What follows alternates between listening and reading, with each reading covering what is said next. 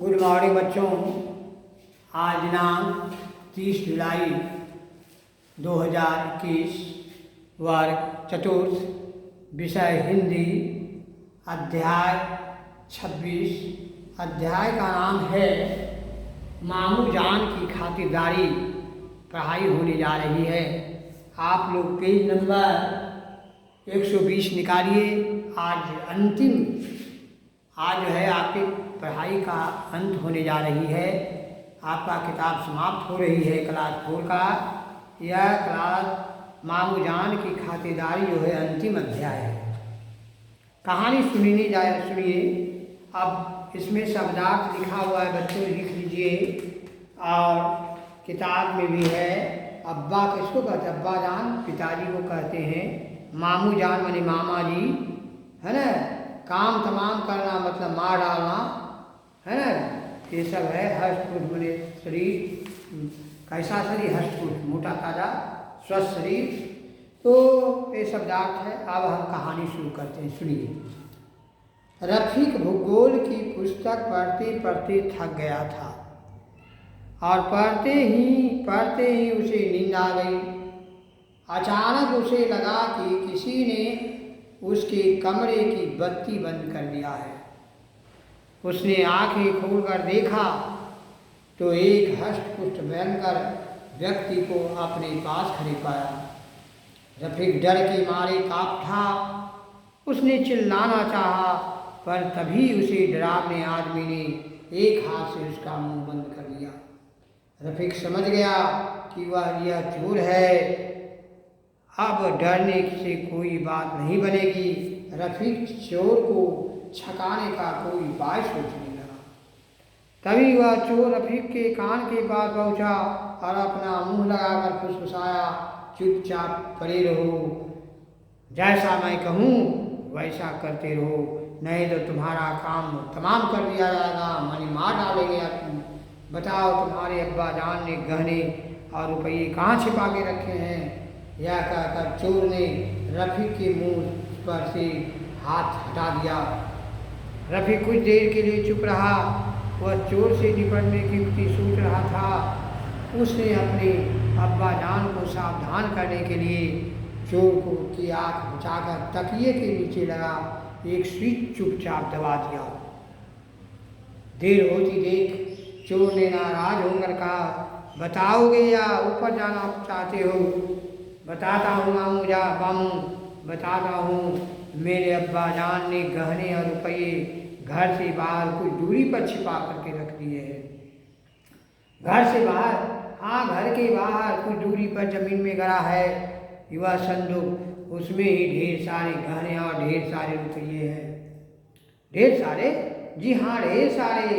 मेरे अब्बा इस जान ने इस इलाके के सबसे मालदार आदमी है।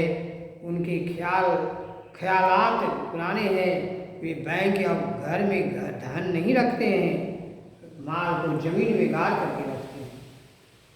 लेकिन तुम कैसे जानते हो कि तुम्हारे अब्बा जान ने माल जो है बाहर धरती के नीचे दबा रखा है?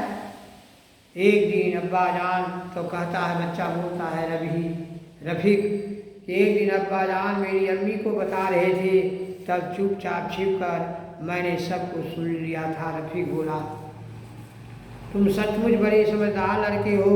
तुम मुझे माल बताओ, मैं तुम्हें ढेर सारे रुपया दूंगा, मौज करना। हाँ, तो अब फौरन माल को पता लगाओ, बताओ। बता दूंगा, पर क्या तुम याद रख पाओगे? मैं सब याद रख लूँगा, तुम फौरन बताओ मेरे प्यारे भांजे। मुझे नहीं लगता। अच्छा मामू, सच बताता हूँ, तुम एक दर्जे से भी कितने साल फेल हुए हो, इम्तिहान में कितने अंडे मिले हैं और उस्ताद के डंडे रोजाना कितनी बार खाने पड़े हैं। बकवास बंद करो, चुपचाप माल का पता बताओ।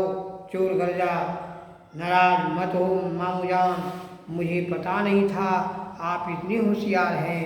सुनिए और याद रखिए लीजिए कि ठीक याद नहीं रहा तो तुम्हारी सारी मेहनत बेकार चली जाएगी। वक्त बर्बाद मत करो। बताओ कहाँ दबा है माल? सुनिए, पूरा ध्यान लगाकर सुनिए। कहीं ऐसा नहीं होगा कि रात में भटकते ही रह जाओ। ऐसा देखो कि इस कोठी के फाटक से बाहर निकलो।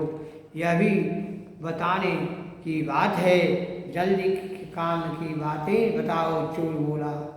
इस प्रकार से रफीक उसको जगह को बता दिया है न। और बताने के बाद जो है उसकी परेशानी बेमतलब हुई, वह पकड़ा गया।